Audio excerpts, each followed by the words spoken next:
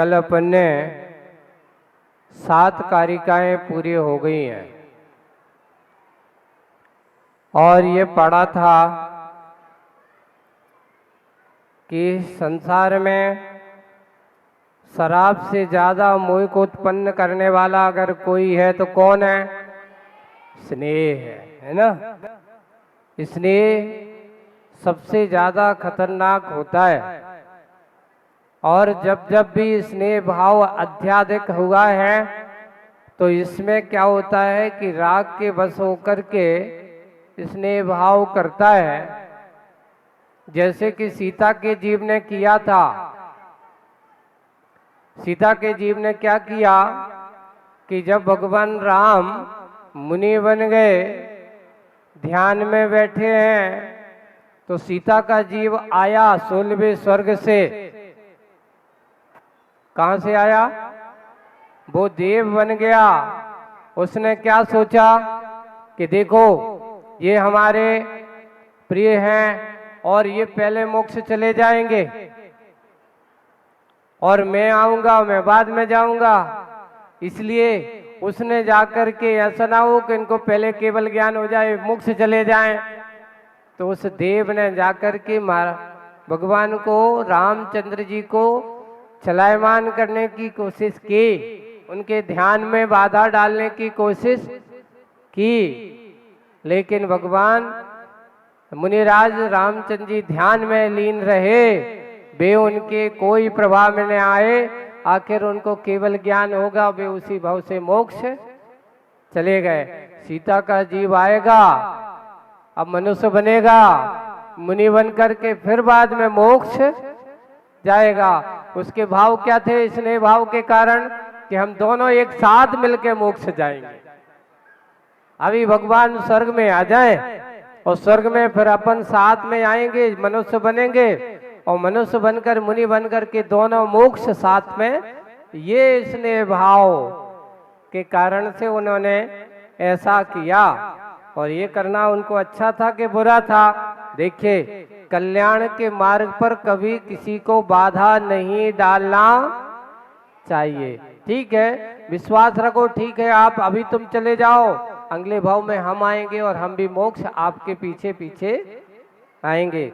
संसार में स्नेह भाव चलता है, मोक्ष मार्ग में स्नेह भाव, राग भाव, मोह भाव नहीं चलता।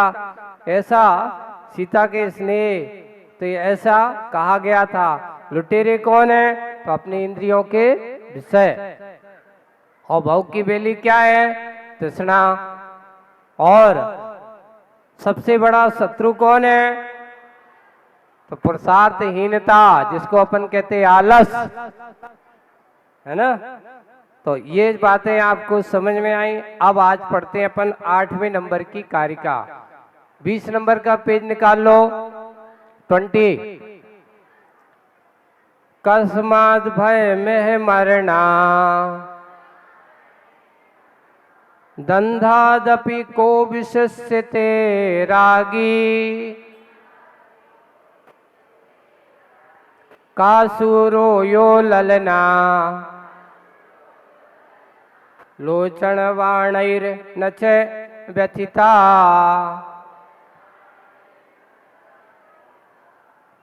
कस्माद भय में मरना दंधादपि को विशस्यते रागी।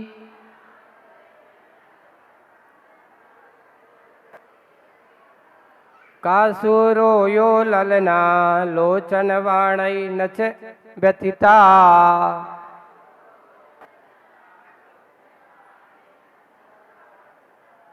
देखो, इसका अर्थ समझते अपन।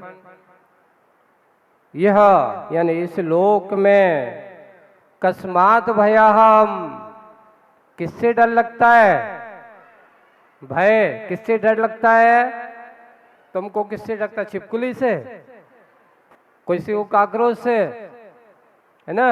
लेकिन नहीं, इस संसार में सबसे बड़ा अगर किसी को भय है तो वो कहता मरणात। किससे डरते हैं? सबको डर लगता है मर से। अच्छा, जो जो डरे हैं क्या वे मर रहे नहीं है? जो मरण से डरे हैं क्या वे मरे नहीं हैं? मरते जरूर हैं। जब मरना पक्का निश्चित है तो डरना किससे? आज नहीं कभी ना कभी किसी को मरण तो होना ही है, उसका मरण निश्चित है। जब मरण निश्चित है तो मरण के पहले अपने आप का अच्छे से क्या कर लो? स्मरण कर लो। जो व्यक्ति मरण के पहले अपने आप का स्मरण, अपने आप का ध्यान करता रहता है, वो मरकर भी अमर हो जाता है। उसका कभी मरण नहीं होता। शरीर का छूटने का नाम मरण है, लेकिन सही वस्तु स्थिति तो यही है कि जो व्यक्ति शरीर में रह करके अपने आप को अच्छे कार्यों से सुशोभित करते रहते हैं, वे कभी मरते नहीं, वे हमेशा अमर बन जाते हैं। इसलिए संसार में सबसे ज्यादा प्राणियों को किससे डर लगता है? भय। किससे भय होता है? मरण से। आपको भी डर लगता है? कहीं मैं मर गया तो, ऐसा हो गया तो? देखियो, एक बात आप लोगों को कहना चाहता हूं, मरण से नहीं डरना, अकाल मरण से डरना। किससे मरना? क्यों? कहते देखो मरना तो सबको है, लेकिन मेरा अकाल मरण ना हो। अकाल में मरण से अपने आप को बचने का पुरुषार्थ करना चाहिए। ऐसा नहीं कि मालूम है कि ट्रेन की पटरी डली है और तुम ट्रेन की पटरी सामने से आ रहे हो, सामने खड़े हो जाओगे तो ट्रेन तुम्हारे रुकेगी कि तुम उस ट्रेन के लिए क्या करोगे? भाई वो तो अपना काम करेगी, वो रुकने वाली नहीं है। इसलिए पुरुषार्थ हमें क्या करना चाहिए कि भाई ऐसा ना हो कि कहीं ट्रेन के नीचे में आ जाऊं, कोई मुझे ऐसा कर दे, ऐसा खाना पीना, इस प्रकार का कार्य हमें इस ध्यान रखना चाहिए कि हमारा अकाल मरण ना हो। आत्मघात करना अच्छी बात है कि बुरी बात है? देखो सुनो बच्चों, बहुत अच्छी आपको बात मतलब की बात बता रहा हूं। सभी बालक बालिकाओं को ध्यान रखने की बात है। जो व्यक्ति सुसाइड करता है, आत्महत्या करता है, आत्महत्या के भाव करता है, उस व्यक्ति को हमेशा कहते हैं कि वो पुरुषार्थहीन माना जाता है। और जो पुरुषार्थहीन होते हैं वो पुरुष पर्याय को पुनः प्राप्त नहीं करते। जो पुरुषार्थहीन होते हैं उन्हें पुनः पुरुष मनुष्य पर्याय नहीं मिलती, फिर जाकर के कहीं कीड़े पतंगे बन करके जीवन जीना पड़ेगा। सोचो, आप मरना पसंद, इस भव में आपको थोड़ा सा विकल्प हुआ, आपने जाकर के आत्मघात किया और आत्मघात करने के बाद अपने आप को कहीं चींटी की पर्याय में पहुंचा दिया, कई नाली के कीड़े बन करके जीवन जिया। ये पसंद है? सोचा था कि मरने से छुटकारा मिल जाएगा, मरने से छुटकारा नहीं मिलता। मरने से ऐसा जो करते हैं वे और जाकर के अपने दुर्गति को बना लेते हैं। इसलिए आज ये सबको नियम लेना है, कभी भी सुसाइड नहीं करना। कौन कौन व्यक्ति का नियम लेते हैं ऐसा करेंगे? सब ले हो, जिनके ऐसा नहीं, हमारा तो है ऐसा नहीं, बूढ़े हो चाहे बाढ़े हो। अपन सुनो, एक और है, आप लोग कभी कभार गुस्सा में क्या कहते हो, इससे अच्छे तो मर जाते तो अच्छो है। आत्महत्या का दोष लगता है, मैं तो मर जाऊंगा। गुस्से में आकर के आप लोग ऐसा कहते हो, तो ऐसा कसाय के वश आकर के आप अगर मरने के भाव करते हो तो कौन सा दोष लगता है? तो कभी भी शब्दों में, हमारे मन में मरने के भाव नहीं आना चाहिए। जो व्यक्ति अपने आप को मरने के भाव भी मन में लाता है तो उस समय अगर उसका आयु कर्म का बंध हो गया मान लो जिस समय उसी समय उसने ऐसे भाव किए और उसी समय उसका आयु कर्म का बंध हो गया, तो नियम से जाकर के त्रिंच गति में जाएगा। क्यों जाएगा त्रिंच गति में मालूम है? उसका कारण है क्योंकि आत्महत्या जो होती वो चोरी से होती, छुप करके होती है। आत्महत्या जागृत सामने नहीं करता, छुप करके मायाचारी रख करके करता है। और मायाचारी के परिणाम के साथ अगर किसी का बंध होगा, कौन सी आयु का बंध होगा? त्रिंचायु का बंध होगा। इसलिए ये सिद्धांत है, आत्महत्या कभी मत करना। अगर तुमने ऐसा किया है तो नियम से तुझे तुरंत गति में कहीं छोटे कीड़े मकोड़े बन करके जीवन जीना पड़ेगा। सोचो, आपको कीड़ा मकोड़ा बनना पसंद है तो क्या करना चाहिए अपन को? कभी मरने के भाव भी मन में नहीं लाना चाहिए। और एक और, कभी दूसरों को मारने के भाव भी नहीं करना चाहिए। ऐसा अगर अपन करते हैं तो नरक गति का आश्रय होता है। अगर किसी को मारने के भाव करते हैं तो कौन से गति का आश्रय होता है? नरक गति का। इसलिए क्यों? जब अपन किसी दूसरे को भाव करते हैं तो संक्लेश परिणाम होते हैं। मारने का भाव तो अति संक्लेश भाव ते मरियो। कहां पढ़ते हो? छेडाला में कौन सी गति मिलती है? अगर आपने संक्लेश परिणाम किया और संक्लेश परिणाम के साथ अगर आपने किसी को मारने का मरने का भाव किया तो वो आपको नरक गति के आश्रय का कारण होता है। इसलिए कभी किसी को मारने के भाव नहीं करना और स्वयं मरने के भाव भी नहीं करना। अगर हमें दुर्गति से बचना है तो संक्लेश परिणामों को नहीं करना। तो ये दो बात, मरना तो सबको है लेकिन अकाल मरण नहीं करना। आत्महत्या काल मरण है। असावधानी इस प्रकार की घटना दुर्घटना हो गई, कहीं ना कहीं हमारा प्रमाद हमारी असावधानी के कारण से इस प्रकार की होती है, वो आत्महत्या या ये कहो अकाल मरण हमारा। अब कोई कहे कि एक्सीडेंट हो गया महाराज तो क्या करें? तो उस समय आपकी गलती तो कहीं ना कहीं तो प्रमाद रहा होगा, लेकिन उसको आत्महत्या की कोटि में चले, लेकिन अकाल मरण की कोटि में जरूर कहा। देखो, आत्महत्या और अकाल मरण में अंतर क्या है? आत्महत्या एक स्वयं जानबूझ करके करता है इसलिए उसका नाम आत्महत्या है। अकाल मरण क्या है? तो कोई भी इस प्रकार की घटना दुर्घटना के कारण से जा रहा था, एक पेड़ गिर गया, कोई गया कि कोई गाड़ी ने आकर टक्कर मार दी, इसको अकाल मरण की कोटि में। अगर उस समय हमारे परिणाम अच्छे हैं, अगर हम उस समय ऐसे कष्ट के समय पंच परमेश्वरी का ध्यान करते हैं तो आपको उस समय भी देवायु का बंध हो सकता है। इसलिए आदत अच्छी बना करके रखना चाहिए। इस प्रकार तो मरणात कस्मात भय में मरणात, तो इस संसार में संसारी जीव किससे भय डरता है? मरण से।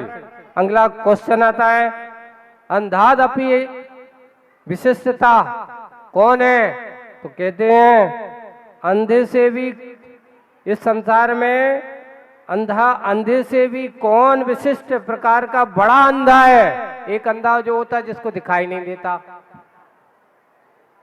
और एक अंधा वो माना जाता है कि दिखाई तो दे रहा है पर देखता नहीं, जानबूझ करके अंधा बना है। तो उसका नाम क्या, उत्तर क्या है? रागी। अंधे से भी विशिष्ट अंधा कौन? रागी। यानी जानबूझ करके भी ये मालूम है कि तंबाकू खाने से कैंसर हो सकता है, बीड़ी पीने से कैंसर हो सकता है, शराब पीने से हमारे शरीर में अनेक प्रकार की बीमारियां हो सकती हैं, अनेक प्रकार के कष्ट आ सकते हैं, फिर भी जानबूझ करके क्या कर रहा है? तंबाकू खा रहा है, बीड़ी पी रहा है, इस प्रकार के कर रहा है, तो उसको कहा अंधे से भी महाअंधा, जानबूझ करके अंधा बना है। उसको रागी कहा, ऐसा रागी जिसे कहो जो व्यसनों में व्यस्त है, विषयों में सेवन करने में लगा रहता है, ऐसा विषय सेवन करने वाला वह रागी विशिष्ट अंधा माना जाता है। इसलिए आप रागी मत बनो, अंधे मत बनो। जानो, अपन ने पहले कहा विवेक ज्ञान वाला जो है, जिसको हे उपाधि का ज्ञान होता हो, जो हमेशा अच्छे बुरे का ज्ञान कार रखता है, वो हमेशा विवेकी होता है। विवेकी रागी नहीं होता, वो जानता है अच्छा क्या है बुरा क्या है। इसलिए अंधे से भी विशिष्ट अंधा कौन है? आप लोग रागी हो कि बैरागी? रागी हो, लेकिन ऐसे रागी हो कि जान करके भी गड्ढे में कूदने वाले हो नहीं है, पाप के कार्यों में लगने वाले हो नहीं। ये सबसे विशेष बात। तो रागी तो हो, पर आप ऐसे रागी विवेक ज्ञान से के साथ जीवन जीना चाहिए। हमें ऐसे रागी का सूरो, सूरवीर कौन है? बहुत अच्छा क्वेश्चन है। का सूरहा, सूरवीर कौन है? सूर कौन है? लल्ला लोचन वाणई, जो स्त्रियों के कटाक्ष नेत्रों के चक्कर में नहीं फंसता। आप लोगों को ये हो जाता है, कई लोग आज के समय में वर्तमान परिस्थितियां देख रहे हैं, तो एक दूसरे को अब यहाँ उत्तर की अपेक्षा एक पक्ष की अपेक्षा से रखा है। ये मत सोच लेना कि स्त्रियों के लिए, आज स्त्रियों को फंसाने के लिए आज शाम को आज यहाँ व्यवस्था बताऊंगा सबके लिए। एक बहुत अच्छी वीडियो, एक दो वीडियो दिखाऊंगा, जरूर आना। कितने बजे? 6:30 बजे। कि आज हमारी बालिकाओं को, बालकों को फंसाने का काम कैसे किया जाता है, किस प्रकार से फिसला करके और उन्हें अपने जाल में फंसा करके, और फिर बाद में उनके साथ क्या होता है, आप देख करके रोंगटे खड़े हो जाएंगे। कभी सोच नहीं पाओगे कि ऐसा कार्य भी होता है। इसलिए सायंकाल, आज रविवार है, और ठीक 6:30 बजे भक्ति के बाद आपको दो चीजें मात्र छोटी छोटी, मात्र 2-3 मिनट की हैं, लेकिन 2-3 मिनट में आपको बहुत कुछ दिखाने की बात की जाएगी। आप देखना, उनको बनने की कोशिश करना और समझ सावधान रखना। तो यहाँ जो कहता सूरवीर कौन है? जो स्त्रियों के कटाक्ष से बचता है, वह सबसे बड़ा सूरवीर है। तो यहाँ पर सूरवीरों में महिलाओं से पूछा सूरवीर कौन है?